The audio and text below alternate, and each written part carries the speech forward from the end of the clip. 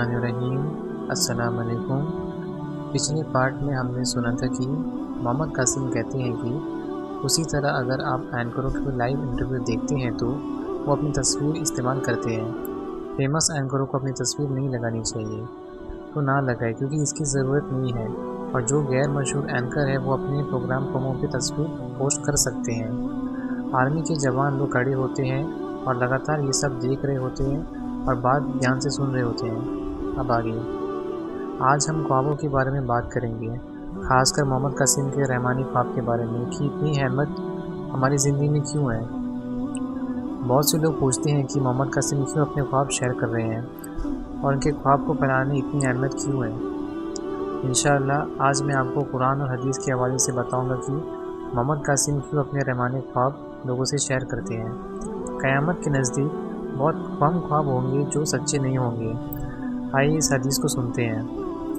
حضرت ابو ہریرہ رضی اللہ عنہ سے روایت ہے کہ خاتم النبیین محمد صلی اللہ علیہ وسلم نے فرمایا کہ جب قیامت کا وقت نزدیک ہوگا تو مسلمان کے خواب بہت کم جھوٹے ہوں گے، لیکن جو مسلمان سچا ہوگا اس کے خواب بھی زیادہ سچے ہوں گے۔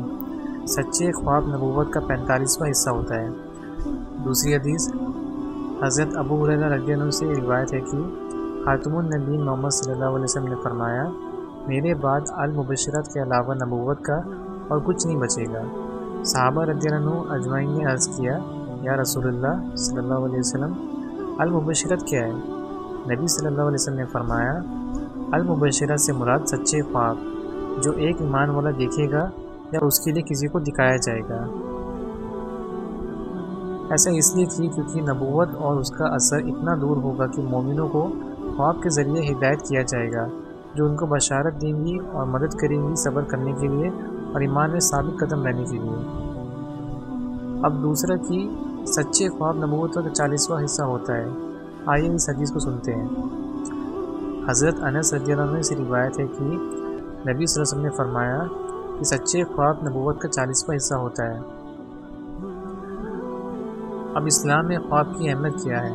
قرآن میں یوسف علیہ السلام کا واقعہ بتایا گیا ہے جو مدد کرے گی ان لوگوں کی آنکھیں کھولنے اور جگانے کے لیے جو مومن کے خواب کو اور اسے جڑے ہدایت کو ناانصافی سے انکار کرتے ہیں۔ اللہ نے خود ایک مصر کے کافر بادشاہ کے خواب بتایا ہے جو یوسف علیہ السلام کے ٹائم میں ہوا تھا، جو ان کو ایک بڑی مصیبت آنے سے بچا دیا تھا۔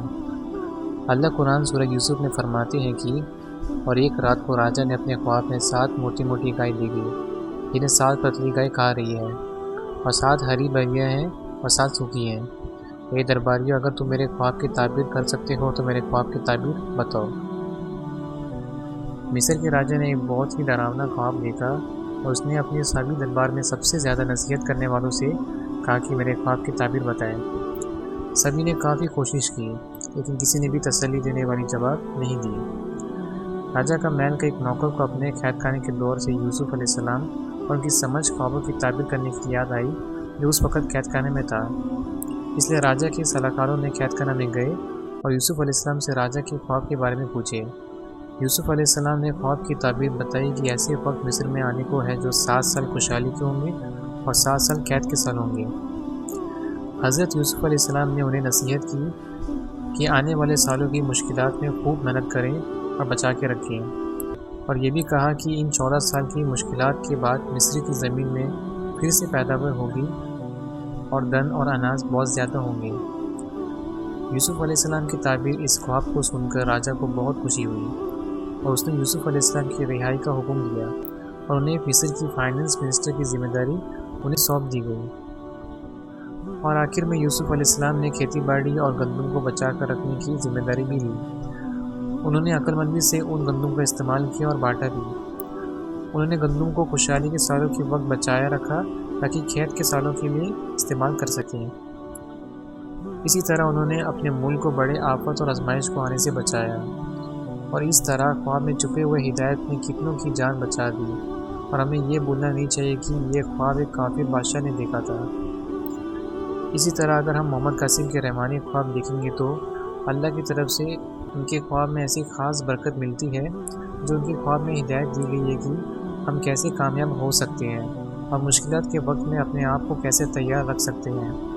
ان خوابوں میں امت کے لیے بشارت بھی ہے اور چیتاونی بھی دی گئی ہے کہ آنے والے وقت میں امتوں کو مشکل وقتوں کا سامنا کرنا پڑے گا، اور ساتھ میں یہ بھی بتاتے ہیں کہ کیسے کافر اسلام کو ختم کرنے کی سازش کرتے ہیں۔ محمد قاسم کے خوابیں اشارہ کرتی ہیں کہ بہت ہی جلد حالات خراب ہو جائے گی اور ہمیں اس کے لیے تیاری کرنی ہوگی، ورنہ ہمیں بری طرح سے جھیلنا ہوگا۔ یہیں پر پارٹ 8A ختم ہوتی ہے۔ انشاءاللہ اگلے پارٹ 8B میں ہم سنیں گے کہ محمد قاسم کے خوابوں کو پھیلانا کیوں اتنی ضروری ہے۔ جزاکم اللہ خیر۔ السلام علیکم ورحمۃ اللہ وبرکاتہ۔